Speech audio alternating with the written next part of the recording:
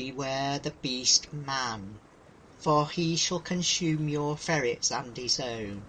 Shun him, lest ye become a minnow in his bleak world. What? Anyway, a village where apes evolve from men? I don't buy it. I'll find my answers out there. What will he find out there, number 2? His destiny, Nadia, and a stupid podcast. Do-do-do. Psh. Do-do-do-do. Shh. Do-do-do-do-do. Shh. What happened to the sound effects? They've become cheap somehow. Budget cuts, I expect. Shh. You're supposed to be mute, remember? Oops, sorry. These skins don't half itch, though. Shh. Do-do-do. Psh. Do-do-do-do. Shh. Do-do-do-do-do.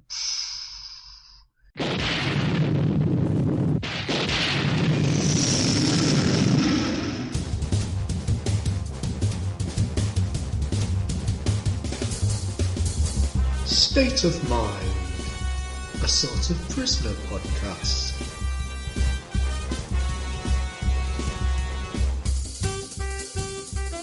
Episode 2, The Chimps of Big Ben.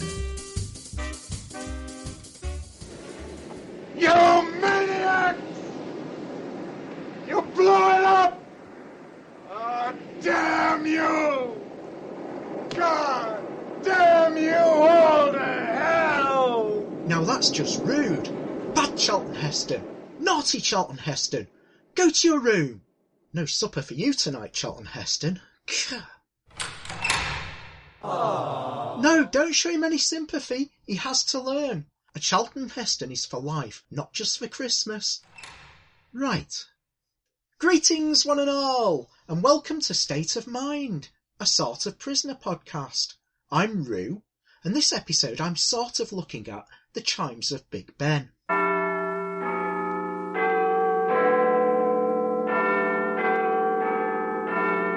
Yes, that's the one.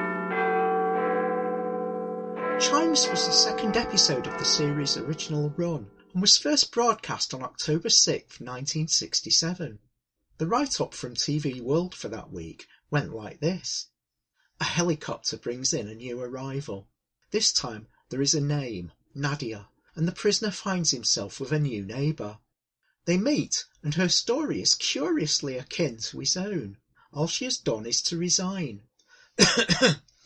Now that the prisoner has an ally, can they effect an escape?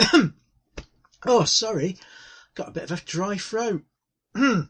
Excuse me while I just pop out to the water cooler down the corridor. Better check to see if the coast is clear.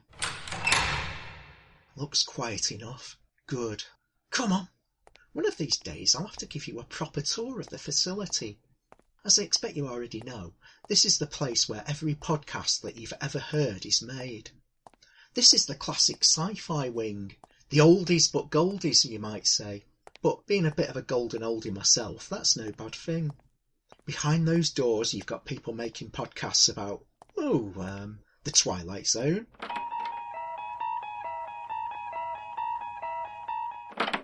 Outer Limits.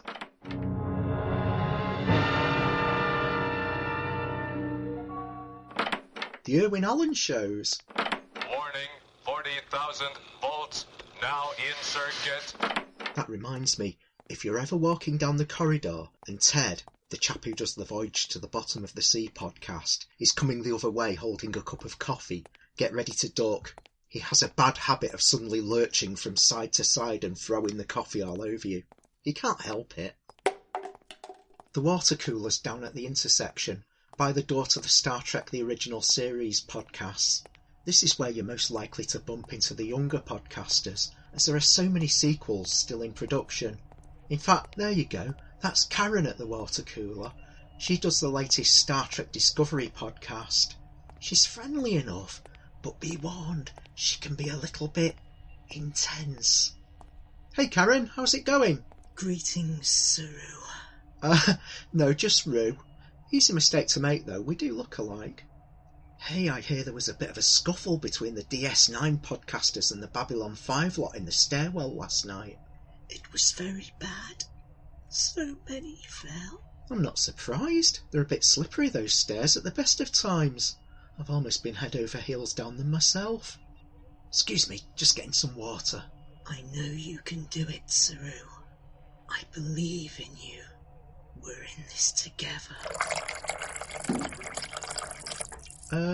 Thanks. Hey, are you okay? Are those tears in your eyes? I'm so proud of you. For all that you've accomplished. It was no trouble, seriously. You just put the paper cup underneath and flick the doohickey. I just want you to know that I will always be there for you. Okay. Well, thanks for being with me through the whole getting some water thing. I'd better get back to talking about the prisoner, though. Live long and whatever. What did I tell you? Intense. Morning, Ed. Hello. Is Karen still by the water cooler? Yeah. Ugh. I'll come back later. Say hello to Wilbur for me. Wilbur!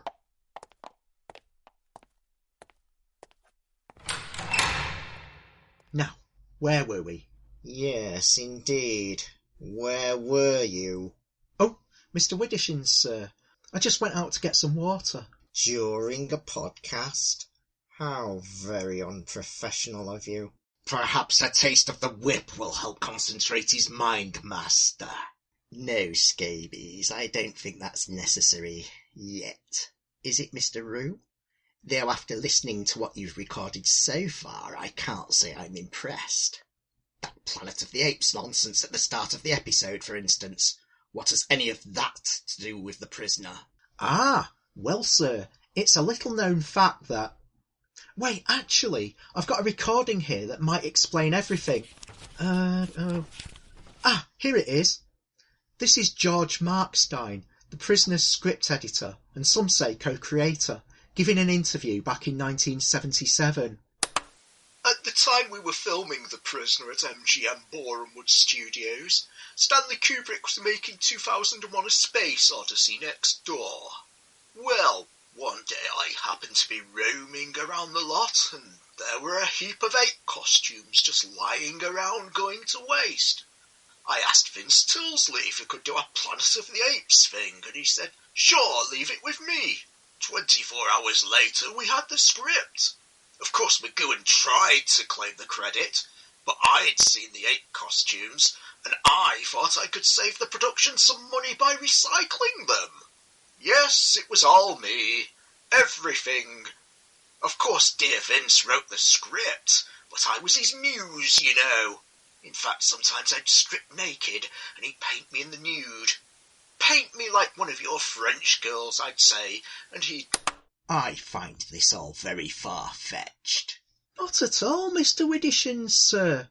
Leo McKern, who played number 2 in this episode, was originally brought in to play a sort of Dr. Zayas-type orangutan, and Nadia Gray was going to be a sympathetic chimpanzee. Sounds like the sort of drivel Alex Cox might come up with. Perhaps Scabies was right. A taste of the whip might... No, wait, sir. I can prove it. Before the project fell through, makeup tests were performed on McGowan himself, who volunteered for the job because he wanted to know how realistic or not the actors would look as apes. Later, that unused test footage was cleverly edited and inserted into Fallout for the scene where our hero confronts number 1. The script was highly ambitious, but Village of the Apes was ultimately scuppered due to Stanley Kubrick's reluctance to share his 2001 props with the Prisoner production, not to mention threats of legal action from Pierre Boulle. Very well. Come, Scabies, let us leave Mr. Roo to his podcast. Yes, Master. Oh, and, Mr. Roo, remember, no trips to Port Merion this episode. We can't afford it. Budget cuts. We're not made of ferrets, you know. Yes, sir. There was barely any Portmeirion filming for the Chimes of Big Ben anyway. Oh, before you go, Mr. Widdershins, sir. Yes? Well, I was just wondering about Vicky Splinters, the girl who does the Bleak Minnows podcast next door. I haven't seen or heard from her in days, and I was wondering if she was... The Splinters girl is taking a short holiday. Do not concern yourself. While she's away, we'll be using her cell studio for a Thundercats podcast. But, sir, this is the classic sci-fi wing. Thundercats was a 1980s cartoon. You can't... Get back! Oh, my face! My beautiful face! Come, scabies. Ugh, that talking horse has been along here again. Scabies, get the shovel. Well, that's the dark side of podcasting, folks. Hey, you know what we should do to cheer ourselves up? Yes, that's right. We'll go for a danger stroll. Danger stroll. Come on. Oh, wait, let's not use the corridor. I expect Scabies is still lurking out there. We'll go by the hidden trapdoor. Help me push back this desk. There we go. I should warn you that we have to go through the basement, which is where they make all the paranormal podcasts. Come on. If you've ever listened to a podcast about ghosts, UFOs, or even Bigfoot, this is where it came from. Actually, they wanted me to do one. Roo on Woo. But I declined. Oh no, not this lot again. I thought they'd been suspiciously quiet. Down here, were you? Muad'Dib. No, not Muad'Dib. Muad'Dib. No. Muad'Dib. Definitely not. Muad'Dib. Sorry, not me. Muad'Dib. No. Muad'Dib. Not me. Muad'Dib. Excuse me. No.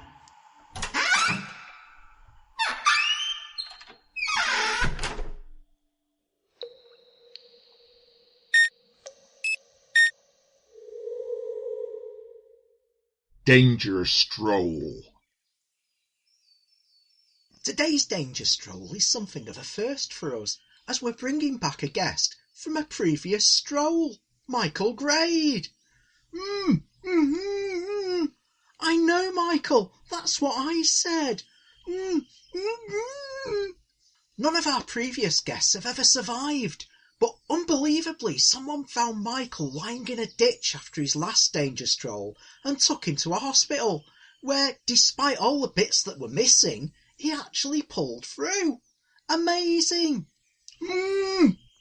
Anyway, I sneaked into the hospital last night and got Michael here away from all that quite unnecessary life support equipment he was hooked up to. Isn't that right, Michael? Yes, Michael. Somehow I just knew that that's what you would want. Come on then, old chap. You've got your walking stick and you can hold the drip in the other hand. It's time to enter the Danger Stroll Danger Field. Danger stroll. Michael, I'd like to talk to you about that wonderful character actor, Leo McKern, if I may. I think it's fair to say that he's probably the most popular number 2 with fans of The Prisoner. I don't know if that's because the personality of this particular number 2 just seemed to chime with the viewers. Get it? Chime. Or if it's because he came back for another 2 episodes, Once Upon a Time and Fallout. We'll talk about those at a later date, of course, but... Oh, nice one, Michael. You spotted that landmine and sidestepped it just in time. You're getting good at this. Practice really does make perfect. But back to Leo McKern. He was born in Australia and moved to the UK quite early in his career. Certainly when I was growing up, McKern was a familiar face on television, in movies and on stage too. Outside of The Prisoner, McKern is probably most associated with the role of Horace Rumpole in the quite brilliant and long-running Rumpole of the Bailey television series. He's blasting off again! Ouch! That's got to hurt! Bits of him dangling from the trees. Ugh. Ah well, that's why we call it Danger Stroll, folks. It's a stroll, and it's dangerous. Danger stroll. A danger stroll. We're going for a stroll, a very dangerous stroll indeed. Danger stroll. We're going for a dangerous stroll. It's a dangerous stroll indeed. We're going out for a danger stroll. It's a danger stroll. It's a danger stroll. Danger stroll. Danger stroll. We're going out for a danger stroll. It's a danger stroll. It's a danger stroll. A danger stroll. A danger stroll. We're going for a stroll. A very dangerous danger stroll. Danger stroll. We're going out for a danger stroll. Danger stroll. Dangerous stroll. Oh dear, Michael has left a bit of a mess though, hasn't he? Probably best just to cut that tree down. Ugh. Now, where's that stone axe? I mentioned earlier that Chimes was the second episode in The Prisoner's Run, although it was actually filmed fifth. The Prisoner's running order is the subject of great debate in Prisoner fandom, but personally I think Chimes works just fine as a second episode, especially as it shows Nadia appearing to go through the same process number 6 went through in the previous episode, Arrival. Like number 6, the new number 8 wakes up in a replica of her own apartment, has an interview with number 2, and then tries to escape, which, as with number 6's first bid for freedom, winds up with her being carted off from the beach on a stretcher after a run-in with Rover. On its original run, the fact that variations on those same things happened to number 6 the week before would still have been fresh in the viewer's memory, which is just as well because back in 1967, viewers didn't have access to DVDs and streaming in order to catch up. Number 6 makes this look a lot easier than it actually is, though cutting away to a piece of stock footage of a tree falling probably helps. Let's try cutting away to a sound effect of a tree falling. Timber! There you go, easy! Number 6 seems to enjoy chopping down trees. We see him chop one down in the Chimes of Big Ben, and he's at it again a couple of episodes later in Many Happy Returns. I've long suspected that's the real reason he resigned. He didn't want to be a secret agent. He wanted to be a lumberjack, leaping from tree to tree as they float down the mighty rivers of British Columbia. The giant redwood, the larch, the fir, the mighty Scots pine. He'd sing, sing, sing. I am not a number. I am a lumberjack. And I'm okay. I sleep all night. And I work all day. He's a lumberjack and he's okay. He sleeps all night and he works all day. Come on, let's get back before old Widdershins starts moaning about the cost of snipers and munitions. Budget cuts indeed. This is art we're creating here. Definitely not a boat. Hey, nice boat. It's not a boat. Hello, can I help you? Oh, yeah. I'm Leo Yo. I know it sounds crazy, but I don't know where I am. I'm supposed to be hosting the Thundercats podcast, but I got lost. This place is enormous. A real maze. I was wandering up and down the corridors for hours. Next thing I knew, I was outdoors. Yes, it's easy to get turned around, even for those of us who've been here a while. Anyway, I believe you're in the cell, room next to mine until you're assigned permanent quarters. Hey, I don't suppose you could show me, would you? Seeing as we're going to be neighbours and all. Certainly. In fact, I'll take you there. In this. In your boat? It's not a boat. It's a work of art. Well, pardon me for saying so, fella, but it sure looks like a boat to me. You think so? Watch. What the? That's insane! A boat that suddenly turns into a helicopter? Huh? Yep. That's the trick that number 6 missed. I mean, come on. We all love that scene where he's taking the mickey out of the judges at the art exhibition. But at the same time, it's just so blooming obvious that it's a boat he's made. Number 2 must have been laughing his socks off when he got back to the Green Dome.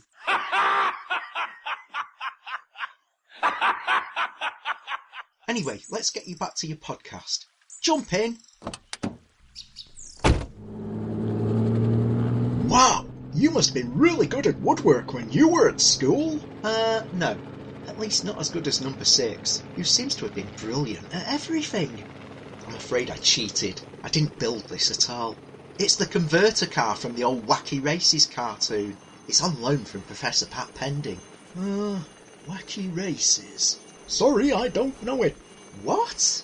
I thought you were into cartoons. Animated series. And you don't know Wacky Races? And now here they are, the most daredevil group of daffy drivers to ever whirl their wheels in the Wacky Races, competing for the title of the world's wackiest racer. The cars are approaching the starting line. First is the Turbo Terrific, driven by Peter Perfect. Next is Rufus Roughcut and Sawtooth in the Buzzwagon. Manoeuvring for position is the Army Surplus Special. Right behind is the Anthill Mob in their bulletproof bomb. And there's ingenious inventor Pat Pending in his converter car. Oh, and there's the lovely Penelope Pitstop, the glamour gal of the gas pedal. Next we have the Bouldermobile with the Slag Brothers, Rock and Gravel. Lurching along is the Creepy Coupe with the Gruesome Twosome. And right on their tail is the Red Max. And there's the Arkansas Chuggabug with Luke and Blubber Bear. Sneaking along last is that mean machine with those double-dealing do-badders, Dick Dastardly and his sidekick Muttley. And even now they're up to some dirty trick. And they're off to a standing start. Why not? They've been chained to a post by shifty Dick Dastardly, who shifts into the wrong gear. And away they go on the way out Wacky Races.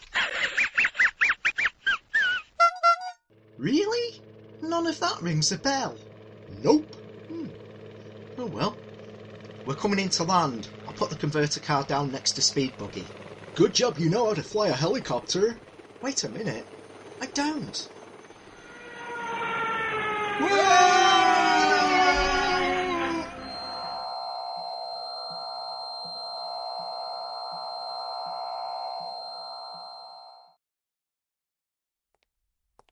Is he strong? Listen, bud. He's got radioactive blood. Oh, come on, you must know that. Nope. What about Rocket Robin Hood? Gigantor. or Marine Boy? Do. No? Nope. Felix the Cat? Felix the Cat, the wonderful, wonderful cat. Whenever he gets in a fix, he reaches into his bag of tricks. Sorry, old-timer. Those are all way before my time. Speaking of cats, though, I guess I'd better start recording my Thundercats podcast. Thundercats are on the move, Thundercats are loose. Feel the magic, hear the roar, Thundercats are loose. Thunder! Thunder! Thunder! Thundercats! Isn't that the theme to Strictly Come Dancing? No? Well, these are your temporary quarters, at least until Vicky Splinters gets back.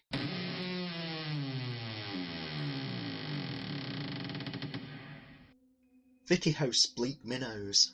Bleak Minnows? Yeah, it's a Dark Shadows podcast, though I'm not sure where the minnows come in. I've got to say, it's kind of creepy in here. What with the whole gothic vibe and these creepy paintings on the wall. Oh, there's a fridge, though. What's in here? Oh, I wouldn't.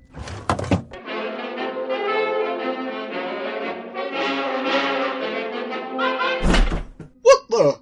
Ah, yeah, sorry, meant to warn you about that. Best stick to the canteen. But you'll find everything you need for producing your podcast. There's the interocitor in the corner. Oh, and just pull that big chain overhead for electricity. There must be lots stored up after that last storm. Yeah, you're good to go. Oh, and speaking of going, I'd better get back to my Prisoner podcast, or I'll be in trouble again. Oh, The Prisoner. That old TV show with a balloon, right? Hey, you know the G.I. Joe animated series did a story based on The Prisoner? No? Really? Yeah, it's called There's No Place Like Springfield. You should look it up. Pinky and the Brain did a Prisoner spoof too. I knew about the Simpsons spoofs, but not about those others. I'll check them out, thanks. Right, I'll leave you to it then. If you need anything else, I'm just next door. Thundercats! Ho! Well, he seems nice enough. I do wonder what's happened to Vicky, though.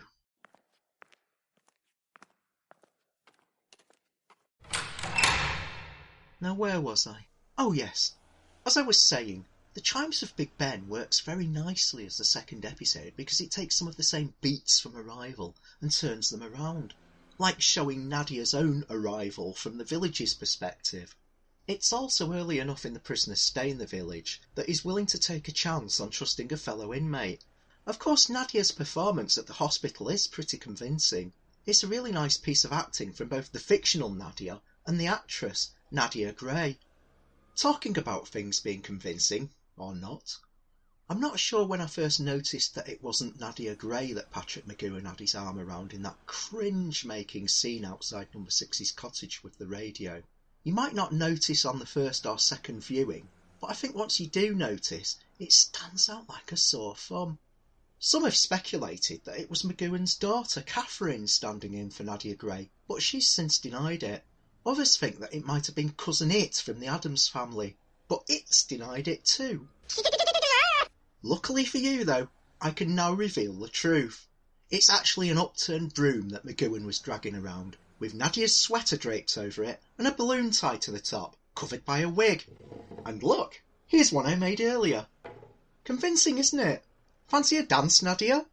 La la la la la la la la la la la la la. What on earth? Has Rue got a woman in his cell? No, master. It's a broom with a balloon on top. And 2 more inside the blouse by the look of it. It's very convincing. How can you tell, Scabies? I have a broom too, master. In fact, I make my broom to look like you, master.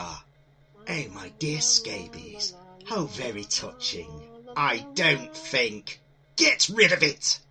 But, master, I get so lonely. Immediately, Scabies. La la la la la.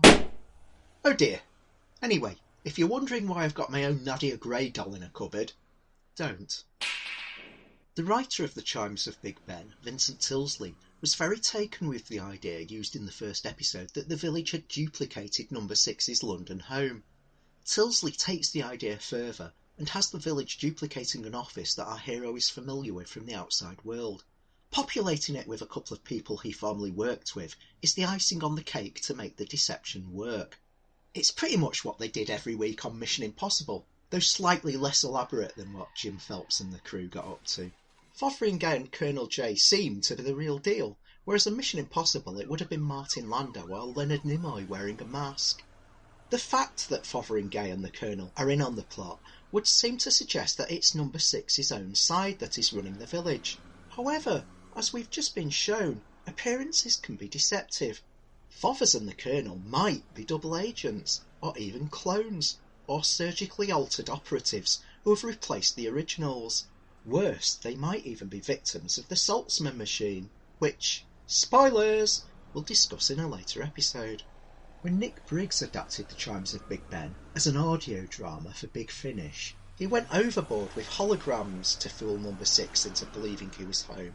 And yeah, sticking our hero in the holodeck was fun, but I've got to admit that I prefer the simplicity of the original. It's just a set with a big old tape recorder playing sound effects, like this. And you can imagine how demoralising that would have been for number 6 if he'd been fooled by something so simple. Quite so, dear boy, but I still think we should have stuck with my original Planet of the Apes scenario. So I was home all along.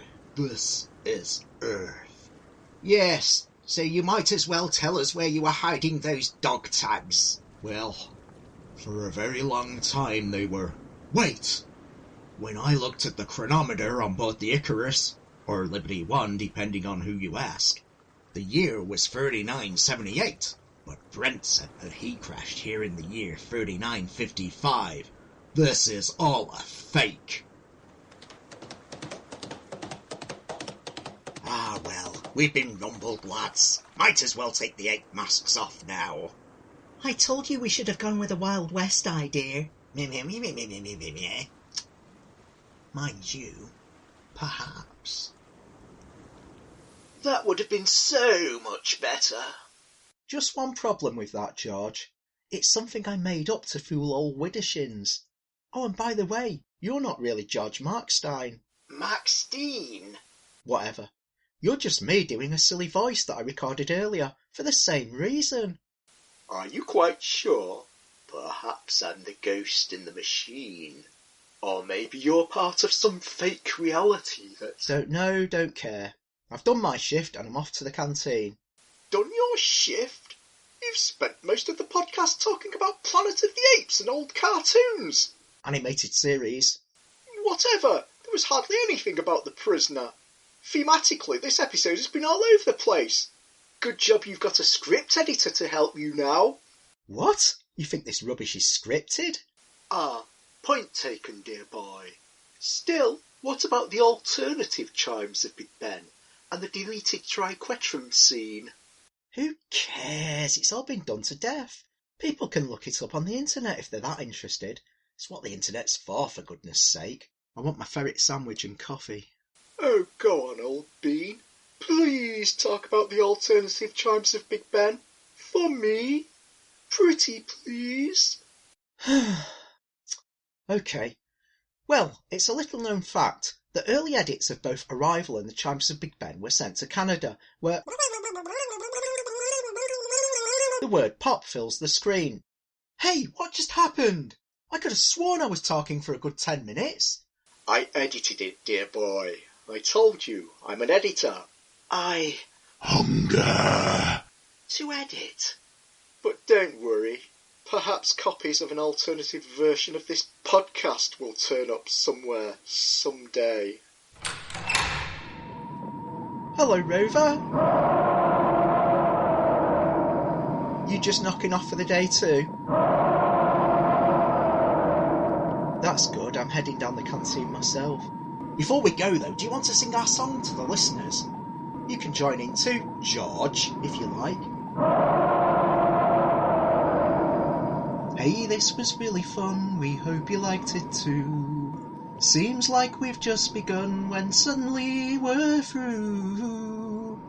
Be seeing you, be seeing you. 'Cause now it's time to go. But hey, I say, well that's okay. 'Cause we'll see you very soon, I know. Very soon, I know. Be seeing you, be seeing you. 'Cause tomorrow, just like today, the village number 2 and the big balloon will be waiting for you to come and stay. To come and stay. To come and stay. Good night, everybody. But you can't just go. We were talking about the very nature of reality and your perceptions of... For a recording of me doing a silly voice, you do talk some nonsense, George. Come on then, Rover.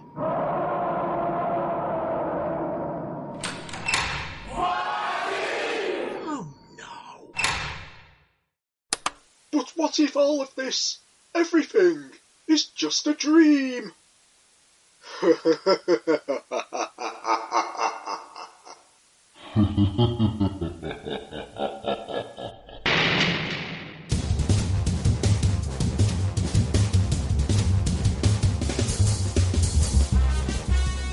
State of Mind, the Sort of Prisoner podcast, was sort of produced in a bit of a hurry.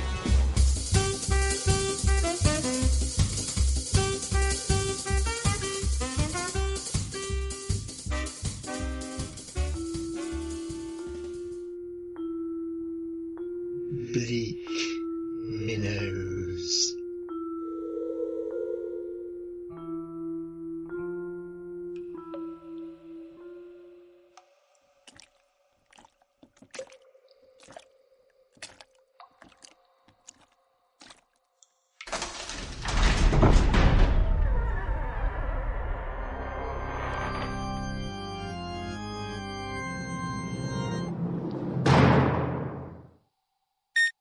Oh, sorry, you scared me.